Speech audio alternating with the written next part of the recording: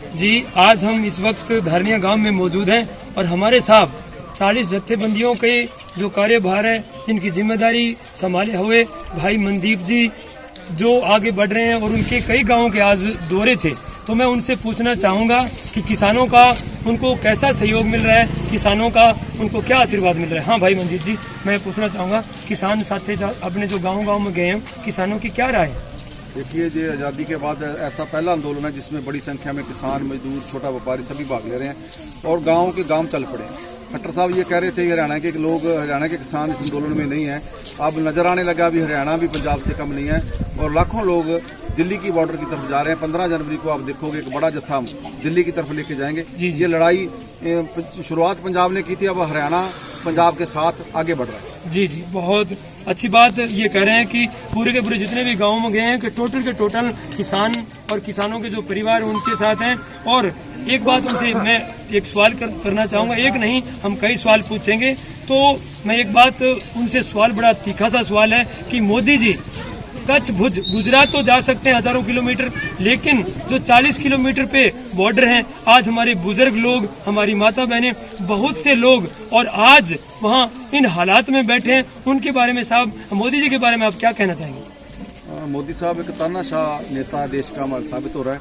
Hitler की नीति को फॉलो करता है मोदी साहब, इसलिए उसे जो देश के लोग हैं वो नजर नहीं आ रहे। वो तो अडानी और अंबानियों की खिदमत करता है, इसलिए वो उनकी चापलूसी करने के लिए कहीं भी जा सकता है और किसान उसको अब नजर नहीं आ रहे। वोट लेने के लिए किसान नजर आते हैं, जब वोट ले ली, अब सत्ता उनके पास है तो किसानों की बात सुनने के लिए मोदी तैयार है। जी, मोदी जी तैयार नहीं है तो उनको एक साफ शब्दों में चेतावनी कि अगर मोदी जी बात नहीं मानेंगे तो आंदोलन को बहुत बड़ा किया जाएगा। और डोर टू डोर अभियान में, गांव विलेज टू विलेज अभियान में वो लोगों के साथ जुड़ रहे हैं, बहुत से लोग उनके साथ जुड़ रहे हैं, बहुत सारे जमींदार उनको अपना सहयोग समर्थन दे रहे हैं। अब मैं उनसे एक पर्सन और पूछना चाहूंगा कि 8 को जब मीटिंग की बात करती है गवर्नमेंट कि भाई हम 8 को मीटिंग करेंगे, जमींदारों को देंगे, भाई ये देंगे वो देंगे, बहुत सारी बातें करते हैं, लेकिन जो पीछे 4 तारीख की जो मीटिंग हुई उस मीटिंग में सरकार का साफ इशारा था कि हमारी बातें तो बहुत पॉजिटिव हो रही है। पॉजिटिव कहाँ हो रही है, कैसे हो रही है, इसके बारे में आप बताइए थोड़ा। सरकार इसको लंबा खींच रही है, सोचते ये लड़ाई झगड़ा करके कुछ ना कुछ इसमें आंदोलन में फूट डाल देंगे और आंदोलन बैक चला जाएगा,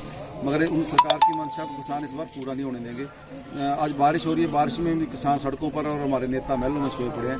देश एक नए बदलाव की तरफ जा रहा है। जी, देश एक नए बदलाव की तरफ। और एक पर्सन और, बार बार हमारे लोग मंत्री संतरी बहुत बातें करते हैं, एमएसपी की बात करते हैं, 3 जो कानून है उनके बारे में बात करते हैं। सबसे बड़ी बात सरकार जो कह रही है वो एमएसपी के बारे में कह रही है। पिछले दिनों हमारे फतेहाबाद अपितु नहीं, हरियाणा के अंदर ही जो मूंगफली का रेट था वो 5285 रुपए उन्होंने वो किया था कि हमारा एमएसपी 5285 है, लेकिन 5285 न होकर के 3 और 4 हजार के बीच सिमट करके रह गया था। उसके बारे में बताइए। देखिए, एमएसपी तो सभी फसलों पर है। सरकार जिस फसल की खरीद की गारंटी नहीं करती तो फसल उस भाव में नहीं बिकती। जो मक्की का भाव 1835 रुपये था और जो मक्की है 1800 से प्लस था, और जो मक्की है 800-900 रुपये बिकी है। बाजरा 2150 है रेट उसका, वो 1200-1300 रुपये 1100 बिक रहा है। और एमएसपी से नरमा कपास है वो भी नीचे बिक रही है। ये तो लोगों को एमएसपी तो एक बताई जा रही है, एमएसपी नहीं तोड़ेंगे।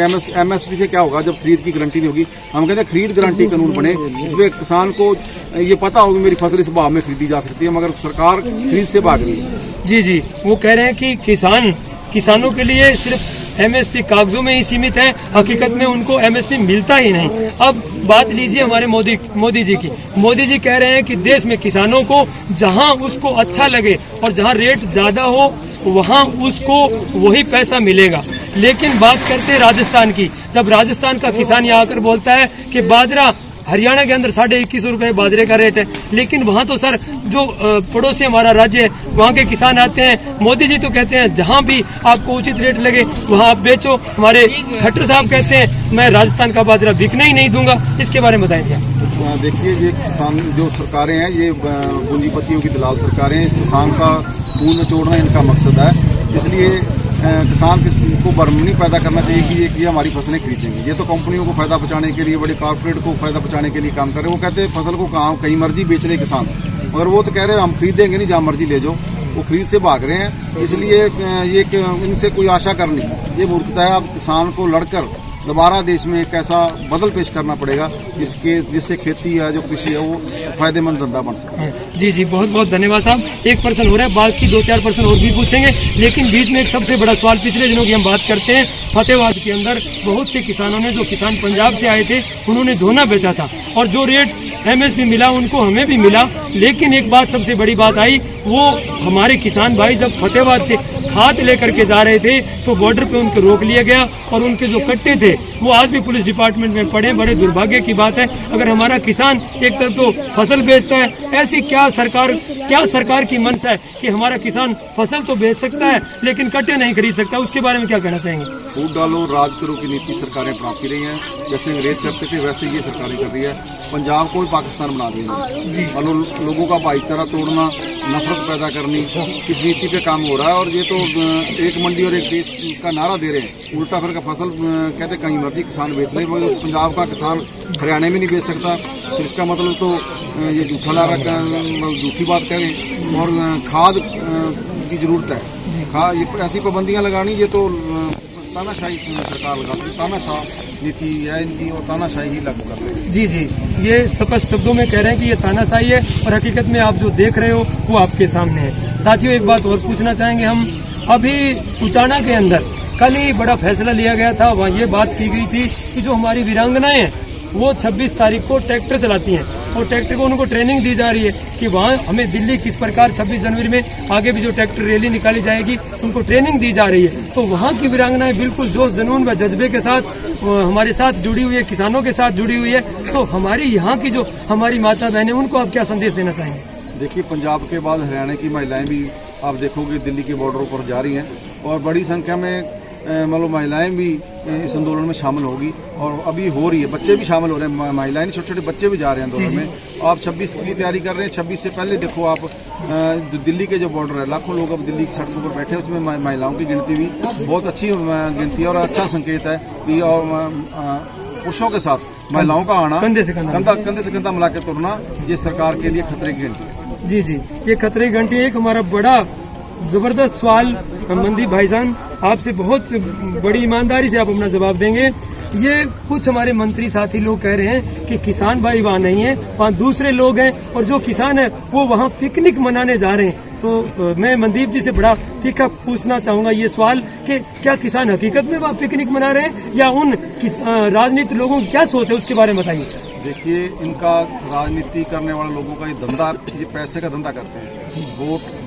वोट की ताकत लेने के बाद ये जनता को भूल जाते हैं और माल कमाने लग जाते हैं, इसलिए इनको हर बंदा ये अपने नजरिए से देख रहे हैं। अब बैलों में सोए पड़े और किसान सड़कों पर है, अभी भी उनको ये समझ नहीं आ रहा ये किसान नहीं है और ये तो मूर्खता है और वो लोगों को भ्रमित कर रहे हैं। मैं पहले क्या, सरकार भ्रमित करने का प्रयास कर रही है, ये किसान नहीं है, ये नक्सली है, ये आतंकवादी है, ये खालिस्तानी है, वो ऐसे ऐसे तरह तरह के इल्जाम लगाएंगी, मगर उनको पता चल जाएगा ये किसान है कि गैर किसान है। गाँव के अंदर आके लोगों को समझा के जाएं, यदि उनके कानून इतने अच्छे हैं तो एक बार गाँव में आ जाए, लोग बता देंगे ये कानून अच्छे हैं कि हमारे। जी जी, और एक हमारी इस खास बातचीत में एक बड़ा विचित्र प्रश्न, विचित्र कैसे है वो आप समझ जाएंगे कि आज तक सरकार जन की बात करती है, मन की बात करती है, लोगों की दिलों की आवाज की बात करती है, उन पे राज करने की बात करती है, लेकिन सबसे बड़ा दुर्भाग्यपूर्ण आज 75 साल आजाद, 70 साल से ऊपर जाने के बाद भी हमारे जो किसानों के लिए, किसानों की बात कहते हैं कि हम किसानों की बात करते हैं, लेकिन